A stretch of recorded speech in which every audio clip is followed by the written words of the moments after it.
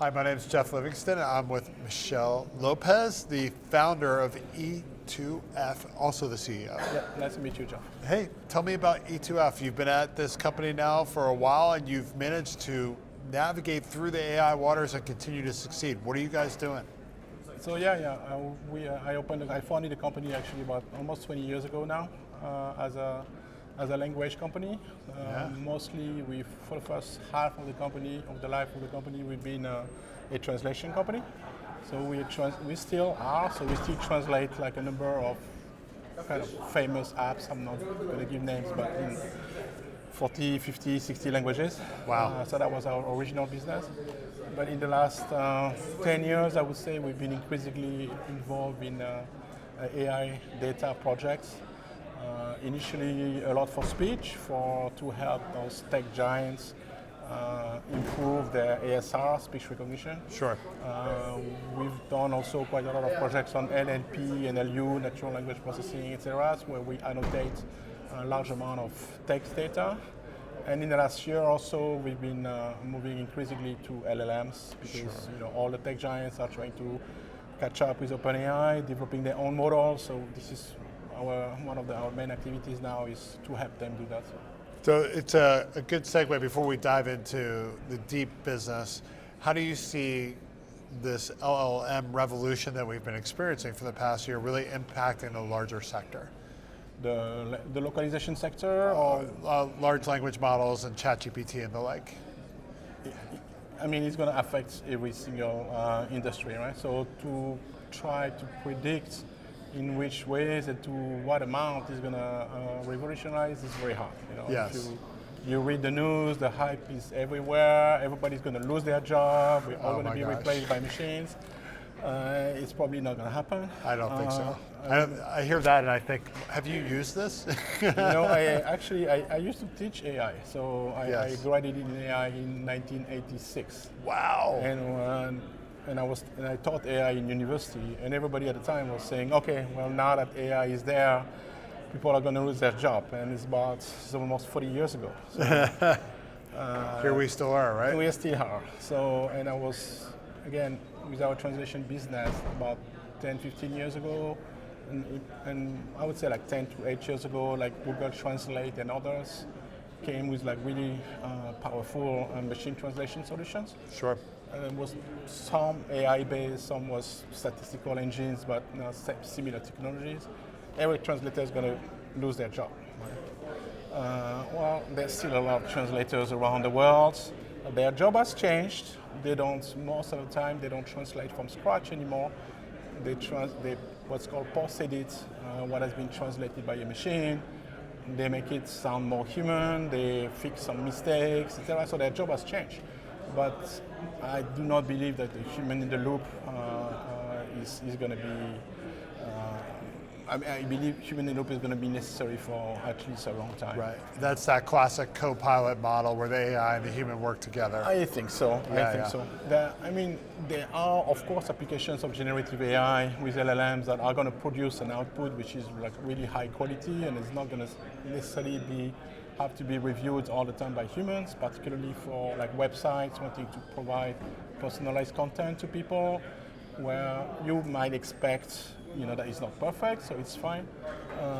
There's still going to be a lot of humans needed in helping build those systems and helping monitor those systems. Makes sense. You're obviously a very sharp person. The company's managed to do very well over the years. What sets you apart from the competition? How have you managed to stick around for so long and do so well? I don't know. I think we've been lucky enough to be able to ride wave after wave. So, actually, the name of the company E2F is because we were founded as an English to French translation company. Très bien. Je parle un petit peu, mon frère. Mon ami.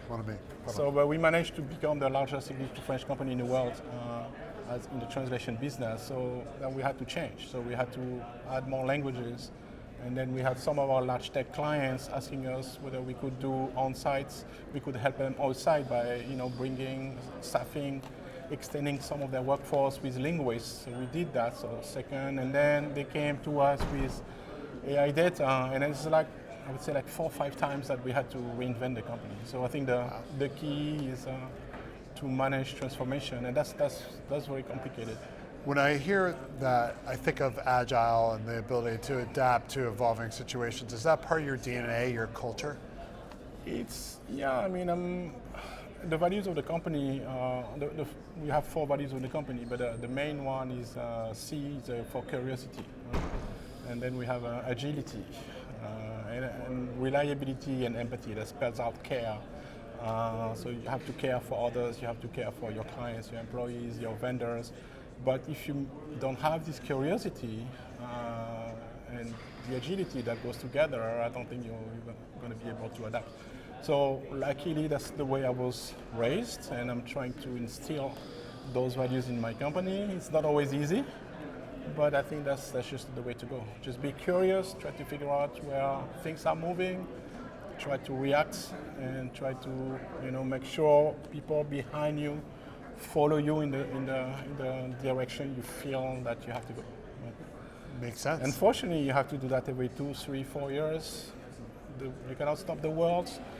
Sometimes you wish you could stop the world in the States, that your company, your life, everything is stable, but it just doesn't happen. The world moves. It's either you're willing to figure out where the world is going and follow, or I think you're going to be left behind.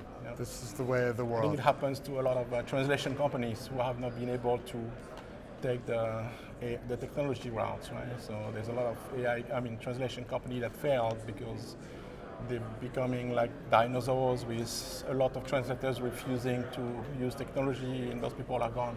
Wow. But the ones who survived have had to adapt to technology. Luckily, I studied technology, so I'm not lost. It's part of your DNA. It's part of my DNA, yeah. Yeah.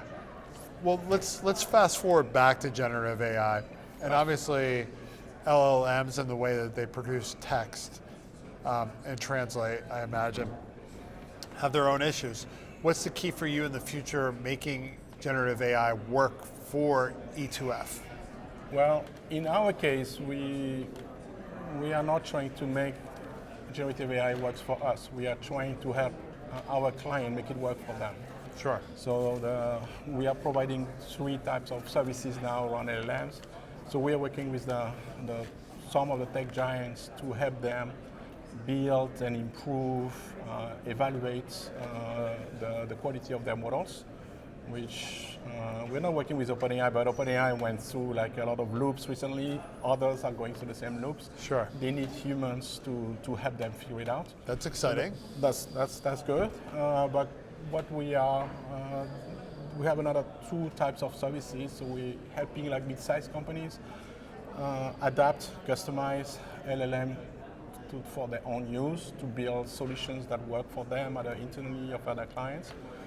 But the third thing I'm going to mention now is I think where there's a service that that is going to be required by a lot of companies as they deploy LLMs with the help of all the LLM platforms that you see at the conference here, all those technology-based companies who provide customization, fine-tuning, and everything. We feel that at some point, every end client wants to deploy those solutions, regardless of how careful they've been building the solution, how careful they've been in customizing, adapting, working properly to make sure the solution is working fine. They're going to ask the same question: Is it working? And how are they going to know that? So without human in the loops, to evaluate the quality, whether the response to a prompt is accurate, whether it's ethical, whether it's well written, whether it's concise or verbose, whether it's compliant, it complies to local regulations, etc., etc. So we feel that any large company wanted to deploy this kind of model on their website will need some kind of monitoring, evaluation service, probably on a continuous basis, to make sure that what happens is their website is what they believe is happening. In software, every software going on market goes through a phase of software testing, right? but it's deterministic, right? So when you write the software with a given set of inputs, you always get the same output.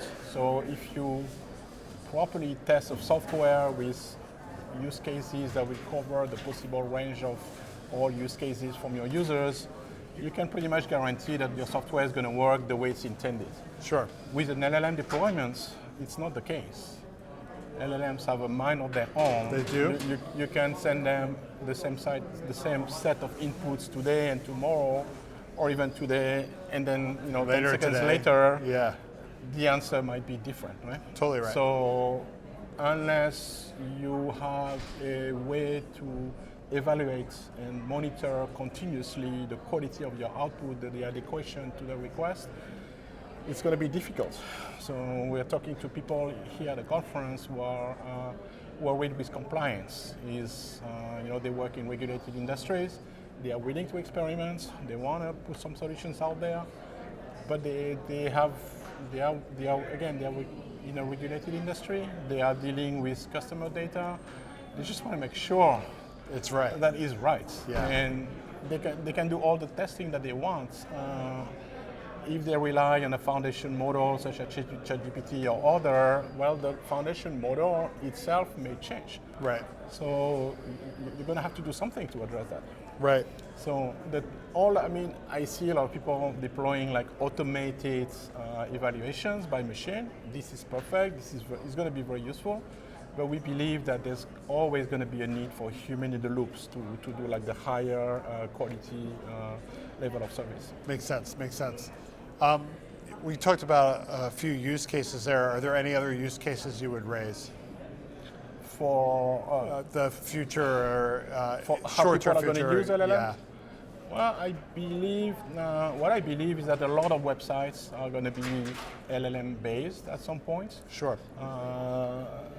So if you have a website like a consumer website, for example, where say like a catalog, so you have a lot of proprietary information, which are the items on your catalog. You also have information about all the preferences and habits of your user base.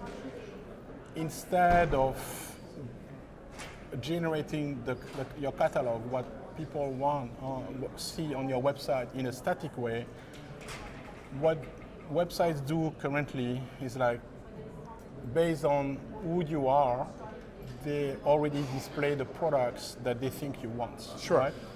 But the description of the products, if you go to see a website and I go to see the website, we will both see the same description for the same product, right? Right. With LLM, you can envision that all those descriptions are actually going to be not only product-based but customer-based. It's like knowing that you are, say, I don't know, living in Washington, I have an American background, maybe I'm living in Florida, I'm both French and American. Maybe if you can imagine that the LLM would create a slightly different version of the same product description for both of us. It's really the one-to-one dream finally realized. And I believe this is very close to happening. Oh wow, that's awesome. Yeah, I think it's very close to happening. But again, you would need to test, right? So you would assume that the LLM is working fine and creating appropriate description for all of us, but maybe it doesn't work. So until you test it continuously, as an operator of the website, you're never going to be 100% sure of what your users are saying.